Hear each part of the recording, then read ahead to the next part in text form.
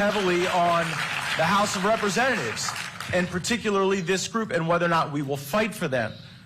We don't have a single Democrat that we could even convince to come to this briefing to get evidence from these experts. You think we're going to get President Joe Biden and Chuck Schumer to pass legislation without a fight, without demanding that it go in must-pass bills, and we have to use every bit of leverage, or this is a deeply unserious exercise? Now, Dr. Trenchel, about 1 in 4 of the migrants who use birthing services at your hospital need neonatal intensive care unit services, NICU, right? That is true, yes. And that rate, 1 in 4, is way higher than with the non-migrant population, right? Very much higher, You got about 20 beds at any given time. Correct. And they fill up sometimes, don't they? Yes, they do. And so when you have those beds that are full up because of the pressure of these migrant communities, where do you have to send the residents of Yuma when they have a baby that needs NICU? We would have to fly them to Phoenix or another venue. And that's 170 miles away. Yes, it is. There are few prayers that I have ever seen more sincere and deeper than the prayers of parents when their little babies are at the NICU. And for all the folks on the left who want to lecture to us about how humane an open border is, there is nothing humane about putting a parent on a 170-mile journey when they need NICU services. Supervisor Lyons, we hear Secretary Mayorkas come to us all the time on the Judiciary Committee and testify that the most important partnerships above all else for the Department of Homeland Security are the partnerships with local officials. We hear it time and again. And so here is my simple question for you. Has Secretary Mayorkas ever lied to you? Yes.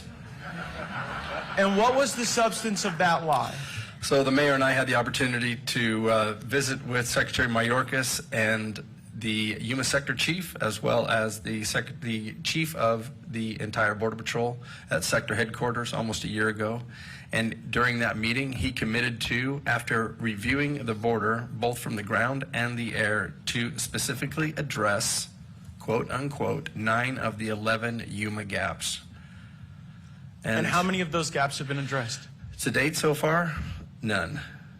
We see infrastructure on 2, and yet they will not deter anyone. Yeah. This is my 4th time here with you. I think Yes, if I sir. come any more often, I'm going to be eligible to vote in Yuma County. Thank you for coming back, Matt. But in these District 2 is circumstances, great. it seems as though it's not a great mystery where the pressure points are, where we have gaps in the wall, and where we have recalcitrant tribes. And so in those circumstances, should we observe that this is a lack of capability or a lack of will to go and plug those holes? A lack of will. We've followed up multiple times, as well as Yuma Sector Border Patrol staff and with undersecretaries, and we were told time and time again that they were issuing contracts, that we would have it no later than June of last year, then no later than September, then no later than November. Every time it kept getting pushed out. So would a reasonable person observe that this is on purpose? My wife says I'm not a very patient person, but I was patient every time that I called, and they continued to push this process out. It's not reasonable. Well, the American people are losing their patience. We ought to be losing ours. And while we greatly appreciate the 3 of you being here to answer our questions, the day will come soon when Secretary Mayorkas has to come and answer our questions. And to my colleagues, if he'll lie to Mr. Lyons and lie to the community here, then he will lie to us and he will lie to the American people. And that's why I'm very proud to co-sponsor Representative Biggs' articles of impeachment against Secretary Mayorkas, because this is not a lack of ability, it is a lack of will. Mr. Lyons, I'll give you the last word. Mr. Gaetz, thank you very much. And to what Mr. McClintock was saying, as far as the cartel violence, over the last 14 months, the sheriff and I have been made aware of over 200 assassinations in San Luis Rio, Colorado, where the cartels are targeting law enforcement. This last weekend, we had another officer shot, and then retribution the following night. So when you talk about that violence, it's here at our border. They are in control, and we want to take our control, our border control back. And we need an administration that has the will to secure our borders, and that's what we're asking you to do.